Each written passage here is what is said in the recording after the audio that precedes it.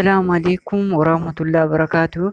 Kabajamtoota fi hordoftoota Idris YouTube jala argamtan marti keessanuyyuu akkam nagaa jirtanii warri chaanala kiyya jala dhuftanii fayyadamtan yookiin immoo barnoota xiqqoolee narraa hubattan hedduu galatoomaa. Warri na bira dhaabattanis like, subscribe, share naaf gootan koomentii jalatti illee naaf qabdanii waan babbareedduu naaf haasoftan daran gammachuun kiyyaa fi jaalalli kiyya kan daran guute kana isin bira gahaa.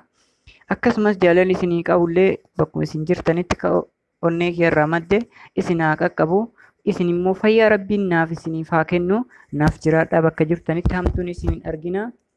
Akkasuma waan tiktookii gubbarratti awwala barnoota xiqqoo isinii dubbadhee ture waa'ee viidiyoo akkamitti namarraa akka namni dolaa gadi hin goone hidhaan dhagayettanii isin barsiisee ture. Achiin booda immoo har'a immoo dabalataan waan gabaabduu wayii qabadhee isinii dhiyeette haaluma tiktook irraa. Inni kunis maali jettanii akka yaaddanii fi akka itti abdattan abdii qabaa. Isin immoo kallattimaan na hordofuu waan an viidiyoo gallakkise haa xiqqaattullee haa guddattullee barnoota xiqqoolee an gad isiniif lakkisu na hordoftanii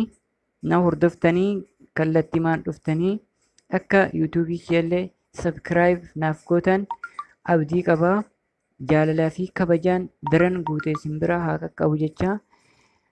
Hayyeekaa kallattimaan seenuuf yuutuubii kiyya yoo barbaaddan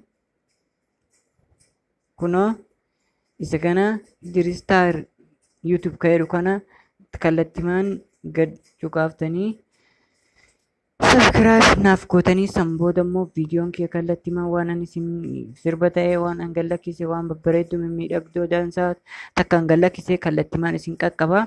Hayyee oduun guddisuun har'atti hin fe'anu waan ta'eef kallattimaan hojii teenata firii qabdutti deemudha. Hayyee gara barnoota kiyyaatitti yoo ceene amma maal isin barsiisa? Tiktookii kana ni gartanii ifama tiktookii kiyyaa banaa jira jechuudha. Amma kunoo kallattimaan banaa jira. Firontonni kiyyallee kunooti 5,000 fi 15,000 akkas jira. Isa kana jechuudha. Kunoo guutuu jira firontonni kiyyallee agartanii. Amma yuutuubii kiyya kana jalallee asumaan kallattimaan seentanii liinkii kana qabattanii barnootaan isinii gallakkise maraayyuu hordoftanii akka subscribe illee naaf gootanii na bira dhaabattanillee abdii qabaa. Jaalalaan kiyya daran ka guute isin bira jira. Amma tiktookii kiyya kana balleessuu edaan beeki. Na laalaa jirtaami?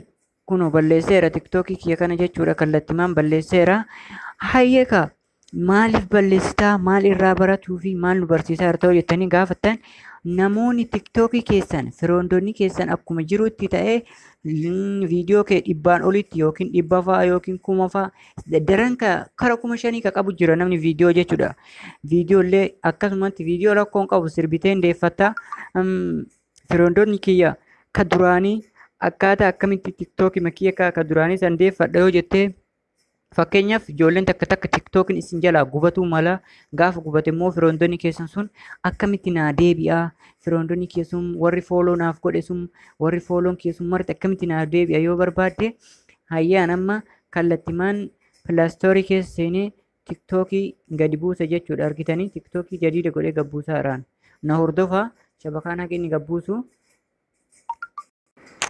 Waaw gannaabuuf deemaa jira.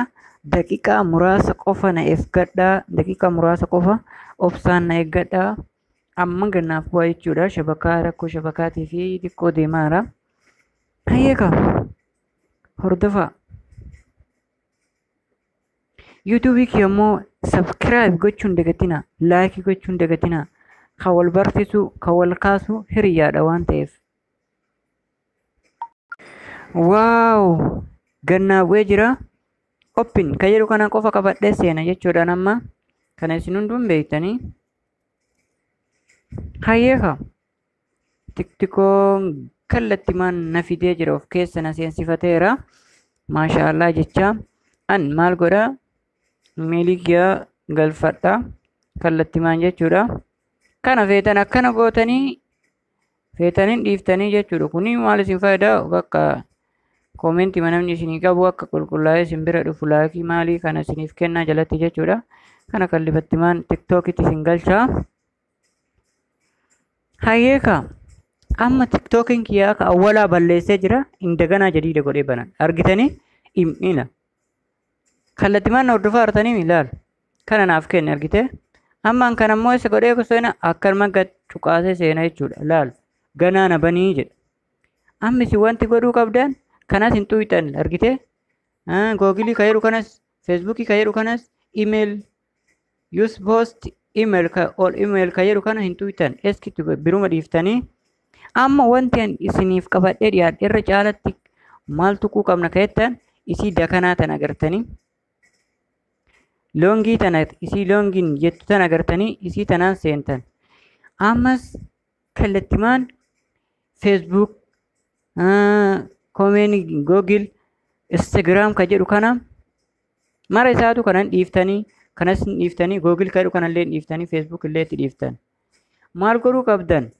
Kuno isa use post email jedhu kana email user name ka jedhu kana isa kanatti kallattimaan gadhooftan. Amma garam isin fide lakkoofsa kiyya ka duraa naa baaseera argite. Kallattimaan lakkoofsa qofa itti naqxan. Lakkoofsa qofa mee lakkoofsa kiyya itti naqee isin garsiisa. Na hordofaa. Naaf fidee jira laal. Banameera jechuu laal. Salphumatti naa baneera. Firoondonni kiyya martuu naaf deebi'eera jechuudha. Argitanii kun tokko achi irraan laal. Hundi isaatu fooloo laayikii jettamoo fooloo jettamoo hundu kaan nama fooloo godhellee kan namni fooloo naa godhellee laayikiin kiyyallee viidiyoon kiyya hunduun isaatu dachee jira laal. Ni gartaa mijaan argite hundi isaatu akkittiin irraan nama laayikii godheef illee laal as jalatti akkuma jiruun. Kuni sirritti nama hubatetu irraa barata sirritti nama gadi qabee laaletu irraa nama barata laal. Warra reef naa barreessillee hundi isaaniitu akkasumatti jira. Maashaallah barnoonni kuni akka isin irraa baratan abdii qaba. Akka isinis na bira dhaabattanii subscribe naaf gootan abdii qaba jechuudha. Galatooma YouTube kiyyallee eessaan seena yoo jettan barbaadan kunoo kallattimaan isin seentanii linkiin isaallee asirra jira. Galatooma isin jaaladha hiriyoonni kiyya barnoota isitti aanuun immoo akkaataa sheerii ittisa namni sheerii nu jalaan goon immoo kallattii itti aanutti qabadhee isin dhiyaadha. Sheer waliif godha bakka hiriyyaan beeni biraan ga'a. Warra TikTok qabu qofa fayyada wanti kun martuu jechuudha. TikTokiin keessan amma an baay'ee qaba viidiyoo kana fakkeenyaaf TikTokiin kee odoo gubatee akkamitti deebisuu danda'a jedhee itti gadduu danda'a. Lakkoofsa keessan qofa yoo hin dagatiin kallattimaa isin banama. Lakkoofsa keessan qofa itti naqxanii jechuudha laal. Argitee ani amma gubbaa kanarratti lakkoofsi kun lakkoofsa kee kana ka duraa sun bichaan si jala akka hin banne. Saniin booda hundi isaayyuu kallattimaan argatta jechuudha TikTokii kee. Imeelii maalii sin barbaachisu. Si galee barnoota itti aanuun walitti deebinaa horaa deebana naaf jiraadhaa isiniif jedha. Akka waan hundi kiyyaa isin jaaladha. I love you.